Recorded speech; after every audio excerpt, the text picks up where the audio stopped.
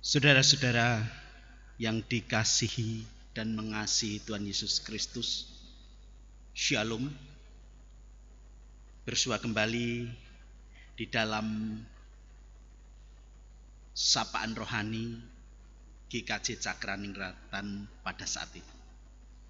Saudara-saudara kekasih Tuhan, sapaan rohani pada saat ini terambil dari Yesaya pasal 50 ayat 1 sampai 3.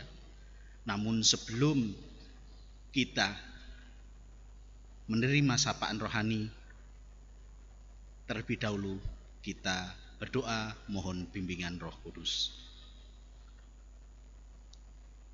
Ya Allah, Bapa kami yang bertakhta di kerajaan surga yang mulia, mengucap syukur atas segala berkat dan pemeliharaan-Mu pada kami sampai saat ini.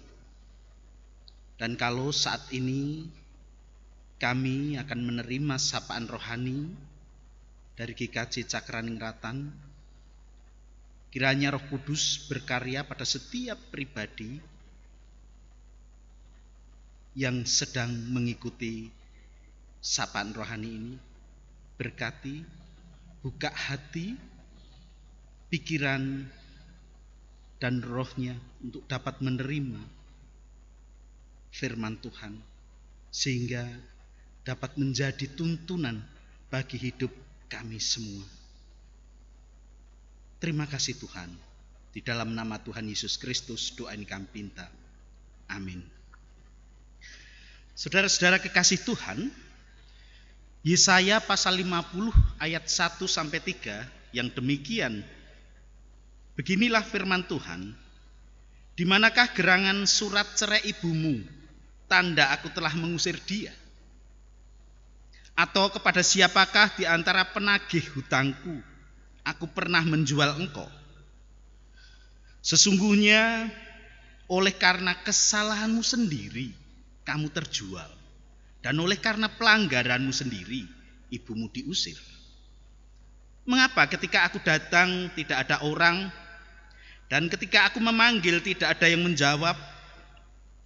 Mungkinkah tanganku terlalu pendek untuk membebaskan? Atau tidak adakah kekuatan padaku untuk melepaskan? Sesungguhnya dengan hardikku aku mengeringkan laut, aku membuat sungai-sungai menjadi padang gurun.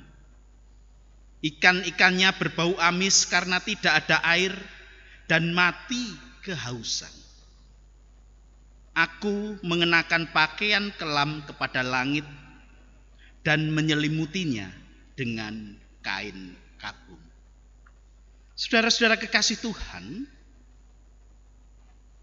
ketika bangsa Israel ada di pembuangan Babel, sesungguhnya bukan karena Allah telah mengingkari atau menolak umatnya, sehingga mereka, bangsa Israel, terbuang di tanah Babel. Tetapi sesungguhnya semua itu karena kesalahan bangsa Israel. Semua itu karena kesalahan umat Israel sendiri, yang cenderung mengandalkan dirinya sendiri, tidak mengingat Allah kembali akan pemeliharaan Allah, sehingga mereka berbuat dosa, mereka melawan Allah, sehingga ketika mereka terbuang di tanah Babel, itu bukan karena kesalahan Allah, tetapi kesalahan bangsa Israel. Namun demikian mereka cenderung menyalahkan Allah. Sesungguhnya semua itu terjadi atas kesalahan bangsa Israel yang selalu berbuat dosa. Kalau mereka terbuang di Babel, itu bukan karena Allah tidak mampu melindungi umatnya, bukan karena Allah tidak dapat menolong umatnya, akan tetapi mereka sendiri yang menolak tawaran Allah untuk dibebaskan, untuk ditolong, untuk dipelihara. Karena apa? Karena mereka mengandalkan dirinya sendiri. Mereka mengandalkan ilah-ilah yang lain. Maka di ayat 2 dengan jelas dikatakan, mengapa ketika aku datang tidak ada orang, dan ketika aku memanggil tidak ada yang menjawab? Mungkinkah tanganku terlalu pendek untuk membebaskan? Atau tidak adakah kekuatan padaku untuk melepaskan? Di sini Allah hendak menyatakan bahwa Allah sesungguhnya selalu menjaga umatnya. Allah selalu bersedia menolong umatnya. Hanya saja umatnya, bangsa Israel itu sendiri yang tidak mau menjawab panggilan Allah. Ketika Allah hadir, mereka sedang tidak memuliakan Allah. Yang ketiga, saudara-saudara, dikala orang Israel berada di Babel, sesungguhnya Allah mampu membebaskan mereka. Karena Allah itu maha kuasa. Allah mampu menyelimuti langit dengan kekelaman. Allah mampu menghardik lautan terbelah.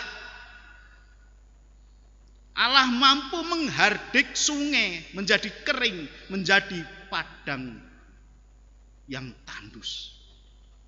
Ini hendak menunjukkan kepada bangsa Israel betapa berkuasanya Allah itu. Dan kalau ini lalu kita bawa, kita refleksikan dalam kehidupan kita hari lepas hari, mari kita introspeksi diri.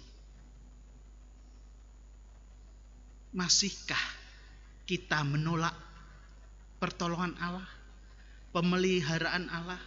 Masihkah kita ini mengandalkan diri sendiri? Apakah kita menganggap Allah tidak cukup kuat untuk menolong kita? Apakah kita menganggap tangan Allah tidak cukup panjang untuk menjangkau kita? Saudara kekasih Tuhan, marilah kita introspeksi diri, kita refleksikan dalam kehidupan kita. Belajar dari kenyataan pengalaman bangsa Israel. Kita mendekat pada Tuhan. Kita mengandalkan Tuhan. Karena kita yakin Tuhan tidak pernah membuang kita, tetapi Tuhan memelihara dan menjaga kita. Tuhan memberkati. Amin.